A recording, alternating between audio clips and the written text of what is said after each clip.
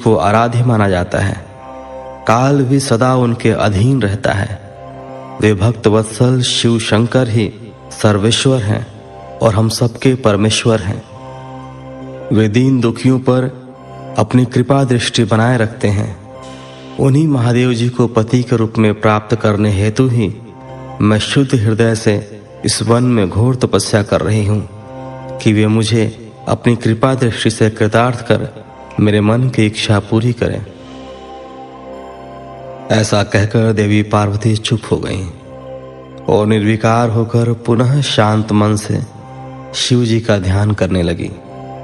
उनकी बातों को सुन ब्राह्मण देवता ने जैसे ही कुछ कहना चाहा, पार्वती ने मुंह फेर लिया और अपनी सखी विजया से बोली, सखी, इस अधम ब्राह्मण को रोको। यह बहुत देर से मेरे आराध्य प्रभु शिव की निंदा कर रहा है। अब पुनः उनके ही विषय में कुछ बुरा भला कहना चाहता है। शिव निंदा करने वाले के साथ साथ शिव निंदा सुनने वाला भी पाप का भागी बन जाता है। अतः भगवान शिव के उपासकों को शिव निंदा करने वाले का वध कर देना चाहिए।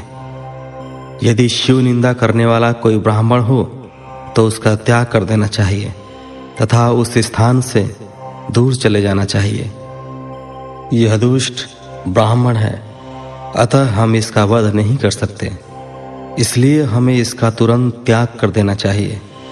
हमें इसका मुंह भी नहीं देखना चाहिए। हम सब आज इसी समय इस स्थान को छोड़कर किसी दूसरे स्थान पर चले जाते हैं ताकि इस अज्ञानी ब्राह्मण से पुनः हमारी भेंट न हो। इस प्रकार कहकर देवी पार्वती ने जैसे ही कहीं और चले जाने के उद्देश्य से अपना पैर आगे बढ़ाया, वैसे ही भगवान शिव अपने साक्षात रूप में उनके सामने प्रकट हो गए। देवी पार्वती ने अपने ध्यान के दौरान शिव जी के जिस स्वरूप का स्मरण किया था, शिव जी ने उन्हें उसी रूप के साक्षात दर्शन करा दिए। साक्षात भगवान शिव शंकर को इस तरह अनायास ही अपने सामने पाकर गिरजानंदिनी पार्वती का सिर शर्म से झुक गया। तब भगवान शिव देवी पार्वती से बोले, हे प्रिय, आप मुझे यहाँ अकेला छोड़कर कहाँ जा रही हैं? देवी, मैं आपकी इस कठोर तपस्या से अत्यंत प्रसन्न हुआ हूँ। मैंने सभी देवताओं एवं ऋषि मुनियों से आपकी तपस्या और दृढ़ निश्चय की प्रशंसा सुनी है, इसलिए आपकी परीक्षा लेने की ठान कर मैं आपके सामने चला आया हूँ। अब आप मुझसे कुछ भी मांग सकती हैं, क्योंकि मैं जान चुका हूँ आप अप्रतिम सौंदर्य की प्रतिमा होने के साथ साथ ज्ञान, बुद्धि और विवेक का अनूठा संगम है। आज आपने अपने उत्तम भक्ति भाव से मुझे अपना खरीदा हुआ दास बना दिया है। सुस्थिर चित्त वाली देवी गिरजा, मैं जान गया हूँ कि आप ही मेरी सनातन पत्नी हैं। मैंने अनेकों प्रकार से बार बार आपकी परीक्षा ली है। हे देवी, मेरे इस अपराध को आप क्षमा कर दें। हे शिवे, इन तीनों लोकों में आपके समान अनुरागिणी कोई न है, न थी और न ही कभी हो सकती है। मैं आपके अधीन हूँ। देवी, आपने मुझे पति बनाने का उद्देश्य मन में लेकर ही यह कठिन तपस्या की है, अतः आपकी इस इच्छा को पूरा करना मेरा धर्म है। देवी, मैं शीघ्र ही आपका पाणी ग्रहण कर आपको अपने साथ कैलाश पर्वत पर ले जाऊंगा। देवादिदेव महादेव जी के इन वचनों को सुनकर गिरजानंदिनी पार्वती के आनंद की कोई सीमा नहीं रही। वे अत्यंत प्रसन्न हुई। हर्षातिरेक से उनका तपस्या करते हुए सारा कष्ट पल में ही दूर हो गया। उनकी सारी थकावट तुरंत ही दूर हो गई। पार्वती अपनी तपस्या की सफलता और त्रिलोकीनाथ भक्तवत्सल महादेव जी के साक्षात दर्शन पाकर कृतार्थ हो गईं और उनके सभी दुख कलेश पल भर में ही दूर हो गए। 28वां अध्याय शिव पार्वती संवाद। ब्रह्मा जी कहते हैं, नारद, परमेश्वर भगवान शिव की बातें सुनकर और उनके साक्षात स्वरूप का दर्शन पाकर देवी पार्वती को बहुत हर्ष हुआ। उनका मुखमंडल प्रसन्नता के कारण कमल दल के समान खिल उठा। उस समय वे बहुत सुख का अनुभव करने लगी। अपने सम्मुख खड़े महादेव जी से वे इस प्रकार बोली, हे देवेश्वर, आप सबके स्वामी हैं। हे प्रभु, पूर्व काल में आपने जिस प्रिया के कारण प्रजापति दक्ष के संपूर्ण यज्ञ का पलों में विनाश कर दिया था, भला उसे ऐसे ही क्यों भुला दिया? हे सर्वेश्वर, हम दोनों का साथ तो जन्म जन्मांतर का है। प्रभु, इस समय मैं समस्त देवताओं की प्रार्थना से प्रसन्न होकर उनको तारकासुर के दुखों से मुक्ति दिलाने के लिए पर्वतों के राजा हिमालय की पत्नी देवी मैना के गर्भ से उत्पन्न हुई हूँ। आपको ज्ञात ही है कि आपको पुनः पति रूप में प्राप्त करने हेतु ही मैंने यह कठोर तपस्या की है। इसलिए देवेश, आप मुझसे विवाह कर मुझे मेरी इच्छा अनुसार अपनी पत्नी बना लें। भगवान, आप तो अनेक लीलाएं रचते हैं। अब आप मेरे पिता शैलराज हिमालय और मेरी माता मैना के समक्ष चलकर उनसे मेरा हाथ मांग लीजिए। भगवान, जब आप इन सब बातों से मेरे पिता को अवगत कराएंगे, तब वे निश्चय ही मेरा हाथ प्रसन्नतापूर्वक आपको सौंप देंगे। पूर्व जन्म में जब मैं प्रजापति दक्ष की पुत्री सती थी, उस समय मेरा और आपका विवाह हुआ था। तब मेरे पिता दक्ष ने ग्रहों की पूजा नहीं की थी। उस विवाह में ग्रह पूजन से संबंधित बहुत बड़ी त्रुटि रह गई थी। मैं यह चाहती हूँ कि इस बार शास्त्रोक्त विधि से हमारा विवाह संपन्न हो। हमें विवाह से संबंधित सभी रीति रिवाजों और रस्मों का भली भांति पालन करना चाहिए, ताकि इस बार हमारा विवाह सफल हो सके। देवेश्वर, आप मेरे पिता हिमालय को इस संबंध में बताएं, ताकि उन्हें अपनी पुत्री की तपस्या के विषय में ज्ञात हो सके। देवी पार्वती के प्रेम और निष्ठा भरे इन शब्दों को सुनकर भगवान शिव बहुत प्रसन्न हुए और हंसते हुए बोले, हे देवी महेश्वरी, इस संसार में हमारे आसपास जो कुछ भी दिखाई देता है वह सब ही नाशवान अर्थात नश्वर है।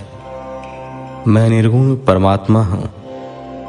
मैं अपने ही प्रकाश से प्रकाशित होता हूँ। मेरा अस्तित्व स्वतंत्र है। देवी, आप समस्त कर्मों को करने वाली प्रकृति हैं। आप ही महामाया हैं। आपने ही मुझे इस माया मोह के बंधनों में फंसाया है। मैंने इन सभी को धारण कर रखा है। कौन मुख्य ग्रह है, कौन ऋतु समूह है? हे देवी, आप और मैं दोनों ही सदैव अपने भक्तों को सुख देने के लिए ही अवतार ग्रहण करते हैं। आप सगुण और निर्गुण प्रकृति हैं। हे गिरिजे, मैं आपके पिता के पास आपका हाथ मांगने के लिए नहीं जा सकता, फिर भी आपकी इच्छा को पूरा करना मेरा कर्तव्य है। अतः आप जैसा कहेंगे मैं अवश्य करूंगा। महादेव जी के ऐसा कहने पर देवी पार्वती अति हर्ष का अनुभव करने लगीं और शिव जी को भक्तिपूर्वक प्रणाम करके बोलीं, हे नाथ, आप परमात्मा हैं और मैं प्रकृति हूँ। हम दोनों का अस्तित्व स्वतंत्र एवं सगुण है, फिर भी अपने भक्तों की इच्छा पूरा करना हमारा कर्तव्य है। भगवान, मेरे पिता हिमालय से मेरा हाथ मांगकर उन्हें दाता होने का सौभाग्य प्रदान करें। हे प्रभु, आप तो जगत में भक्त वत्सल नाम से विख्यात हैं। मैं भी तो आपके परम भक्त हूँ। क्या मेरी इच्छा को पूरा करना आपके लिए महत्वपूर्ण नहीं है? नाथ, हम दोनों जन्म जन्म से एक दूसरे के ही हैं। हमारा अस्तित्व एक साथ है। तभी तो आपका अर्धनारीश्वर रूप सभी मनुष्यों, ऋषि मुनियों एवं देवताओं द्वारा पूज्य है। मैं आपकी पत्नी हूँ। मैं जानती हूँ कि आप निर्गुण, निराकार और परम ब्रह्म परमेश्वर हैं। आप सदा अपने भक्तों का हित करने वाले हैं। आप अनेक प्रकार की लीलाएं रचते हैं। भगवान, आप सर्वज्ञ हैं। मुझ दीन पर भी अपनी कृपा दृष्टि करिए और अनोखी लीला रचकर इस कार्य के सिद्धि कीजिए। नारद, ऐसा कहकर देवी पार्वती दोनों हाथ जोड़कर और मस्तक झुकाकर खड़ी हो गईं। अपनी प्राण वल्लभा पार्वती की इच्छा का सम्मान करते हुए महादेव जी ने हिमालय से उनका हाथ मांगने हेतु अपनी स्वीकृति प्रदान कर दी। तत्पश्चात त्रिलोकीनाथ महादेव जी उस स्थान से अंतर्धान होकर अपने निवास कैलाश पर्वत पर चले गए। कैलाश पर्वत पर पहुंचकर शिव जी ने प्रसन्नतापूर्वक सारा वृतांत नंदीश्वर सहित अपने सभी गणों को सुनाया। यह जानकर सभी गण बहुत खुश हुए और नाचने गाने लगे। उस समय वहां महान उत्सव होने लगा। उस समय सभी खुश थे और आनंद का वातावरण था।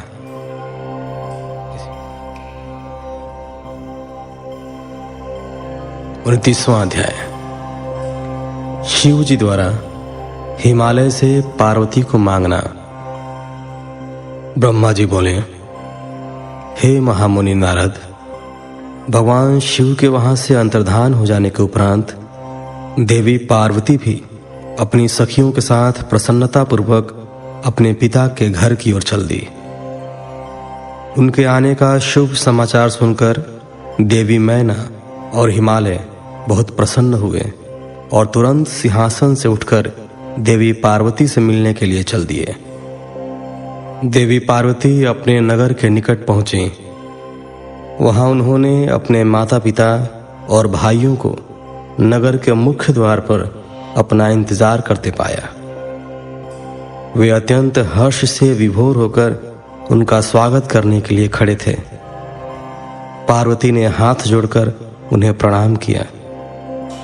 हिमालय और मैना ने अपनी पुत्री को अनेकानेक आशीर्वाद देकर गले से लगा लिया। भाव विह्वल होकर उनकी आंखों से आंसू टपकने लगे।